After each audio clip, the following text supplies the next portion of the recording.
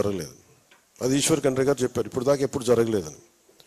పొరుగు రాష్ట్రాల మధ్య ఇంటర్ డిపెండెన్స్ ఉండాలి, పరస్పర సహకారం ఉండాలి, దీన్ని ఖచ్చితంగా ముందుకు తీసుకెళ్దామని చెప్పి ఆ రోజున సమస్యలన్నీ మేము వారి దృష్టికి తీసుకెళ్ళాం. తీసుకెళ్ళినప్పుడు ముఖ్యంగా 6 అంశాల మీద చాలా కీలకమైన నిర్ణయాలు తీసుకున్నాం. ఒకటి, ఈ ఏనుగులు మొత్తం మన ఒకవైపు మన తమిళనాడు నుంచి, కర్ణాటక నుంచి, ఇటు కేరళ నుంచి మొత్తం ఇది ఎలిఫెంట్ కారిడార్. అది ఒకసారి తమిళనాడులో ఉన్న ఎలిఫెంట్స్ కూడా ఇక్కడికి వచ్చేస్తాయి. మనకున్నది కంటే కూడా వస్తున్న ఏనుగుల సంఖ్య ఎక్కువ. సో దానివల్ల ఏంటంటే వాటిని ఎలా చేయాలని దీని మీద ఒక ఎదుర్కొనే ఒక ఆలోచన విధానం, ఎలా ఎదుర్కోవాలి దీన్ని అని, మనిషికి ఏనుగుకి జంతువులకి మధ్య ఉన్న సమస్యను ఎలా అధిగమించాలి, వీటన్నిటి మీద అదొక ఎంఓయూ చేస్తాం. అదొక అంశం. రెండవది, ఈ దీంట్లో ఒక వితిన్ ఫ్రేమ్వర్క్ ఏం పెట్టామంటే మావటీలకి కావటీలకి శిక్షణ మరియు సామర్థ్యాన్ని పెంపొందించడం. ఆంధ్రప్రదేశ్లో ఏనుగుల శిబిరాన్ని ఏర్పాటు చేసి వాటిని ఈ వైల్డ్ ఎలిఫెంట్స్ని టేమ్ చేసే మన ఎలిఫెంట్స్ని కుంకి ఏనుగులు అంటారు. అలాంటి కుంకి ఏనుగుల్ని కర్ణాటకలో ఎక్కువ ఉన్నాయి. ఆ కుంకి ఏనుగుల్ని ఈ దసరా తర్వాత, మీ అందరికీ తెలుసు మైసూరు దసరా ఉత్సవాల తర్వాత చాలా కీలక పాత్ర పోషిస్తాయి అక్కడ ఏనుగులు. ఆ దసరా ఉత్సవాల తర్వాత కుంకి ఏనుగుల్ని కర్ణాటక నుండి ఇక్కడ తరలిస్తారు.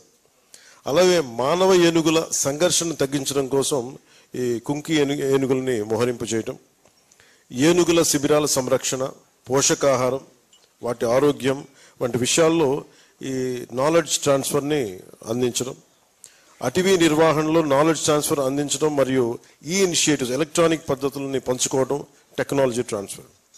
అలాగే అంతర్రాష్ట్ర సమన్వయం, ముఖ్యంగా ఇంటర్ స్టేట్ కోఆర్డినేషన్తో ఎర్రచందనం, వారికేమో మనకి ఎర్రచందనం సమస్య ఉంటే వాళ్ళకి మీకు శ్రీగంధం సమస్య వాళ్ళకు ఉంది. సో వీటన్నిటి మధ్యలో ఈ బోర్డర్స్ని చాలా అనుకూలంగా వాడుకున్నాడు కర్ణాటకలో ఉండే స్మగ్లర్స్ కానీ, ఇటు మనకుండే ఎర్రచందనం స్మగ్లర్స్ కానీ. వీటన్నిటి మధ్య ఒక జాయింట్ టాస్క్ ఫోర్స్ ఒకటి పెట్టాలి. అధికారులు అక్రమ రవాణాని అడ్డుకోవాలి.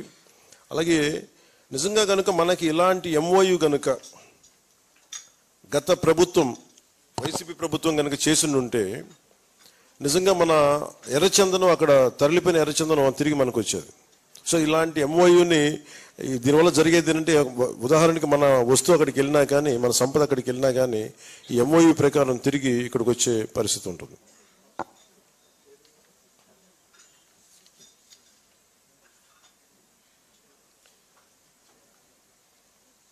ముఖ్యంగా నేను కర్ణాటకలో చూసింది ఇన్ఫర్మేషన్ టెక్నాలజీ ఇనిషియేటివ్స్. అంటే ఎంత అద్భుతంగా ఉందంటే, వాళ్ళ ఆఫీసెస్కి వెళ్తే ఒక చెట్టు పడిపోయినా దానిని ఈ శాటిలైట్ ఇమేజరీ ద్వారా మనం దాన్ని చూడగలిగి దాని వెంటనే ఎవరైనా ఎనీ కైండ్ ఆఫ్ ఎంక్రోచ్మెంట్స్ ఉన్నాయా ఫారెస్ట్లో, ఇవన్నీ చాలా అద్భుతంగా ఉన్నాయి. వెంటనే ఒక యాప్లో తెలిసేలాంటి ఒక ఇనిషియేటివ్స్ ఉన్నాయి. అంటే వెంటనే రియల్ టైంలో మనం చూడొచ్చు ఏం జరుగుతుంది అనేది. అలాంటి టెక్నాలజీ వాళ్ళ దగ్గర ఉంది. సో దాన్ని కూడా మనకి సహకరించమని కోరాం. దానికి కూడా పెద్ద మనసుతోటి ఉన్నతాధికారులందరూ సహకరించారు. గౌరవ మంత్రి శ్రీ ఈశ్వర్ ఖండ్రే గారు కూడా దానికి మద్దతు తెలిపారు. అలాగే ముఖ్యంగా కర్ణాటకలో మనకి ఎక్కువ టూరిజం ఇనిషియేటివ్స్ చాలా ఎక్కువ. మనకి చాలా లక్షలాది ఉద్యోగాలు కావాలి. దాంట్లో భాగంగా ఎకో టూరిజం నుంచి ఎన్ని ఉద్యోగాలు మనకు రావాలనే దాని మీద గౌరవ ముఖ్యమంత్రి శ్రీ చంద్రబాబు గారు మాట్లాడుతున్నప్పుడు మనకి రివ్యూ మీటింగ్స్లో ఎకో టూరిజంని డెవలప్ చేయాలని చాలా బలంగా అనుకున్నాం. దాంట్లో భాగంగానే వారి ఎకో టూరిజంని ఎలా డెవలప్ చేశారు, ఆ విధానాలు ఏంటి, ఆ విధి విధానాలు మాతో పంచుకోమని, అలాగే మన అధికారులు అక్కడికి వెళ్ళటం, ఆ ఎకో టూరిజం ఇనిషియేటివ్స్ని మనం ఇక్కడ తీసుకురావటం కూడా జరుగుతుంది.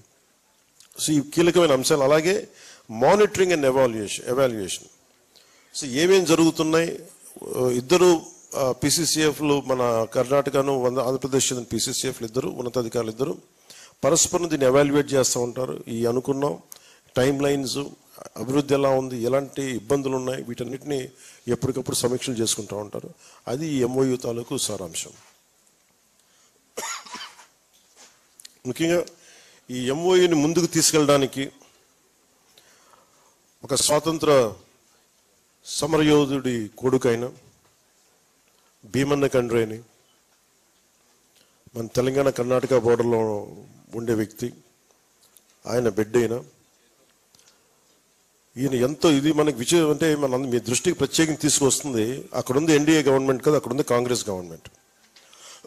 ఆంధ్రప్రదేశ్లో ఉంది ఎన్డీఏ గవర్నమెంట్.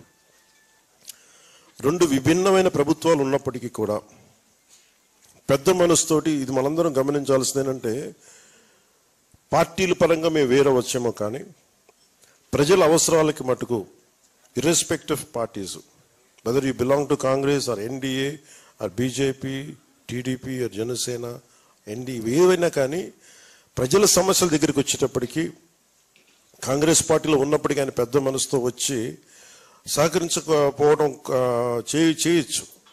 కానీ ఆయన చాలా పెద్ద మనసుతోటి ఆయన కానీ సిద్ధరామయ్య గారు కానీ మనస్ఫూర్తిగా ముందుకొచ్చి ఈ ఎంఓఈని ముందుకు తీసుకెళ్ళినందుకు, అలాగే మా ప్రజల సమస్యల్ని చాలా సానుకూలంగా విని ఒక ప్రాక్టికల్ సొల్యూషన్తో స్పందించినందుకు ప్రత్యేకించి ఈశ్వర్ ఖండ్రే గారికి ధన్యవాదాలు తెలుపుకుంటూ,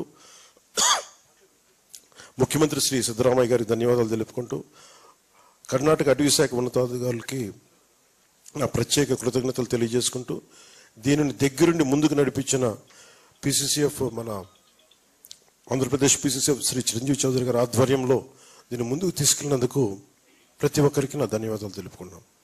జై హింద్.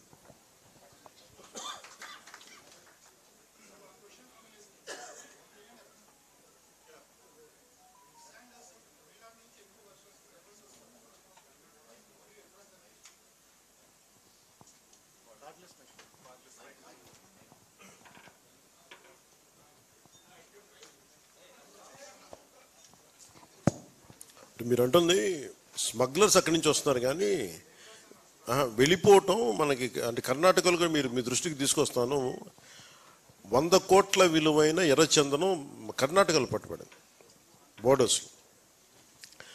దానికి కూడా అంటే ఇది తమిళనాడు ప్రభుత్వంతో కూడా మాట్లాడాల్సిన అవసరం ఉంది. ఎర్రచందనం స్మగ్లర్స్ తమిళనాడు నుంచి వస్తూ ఉన్నారు.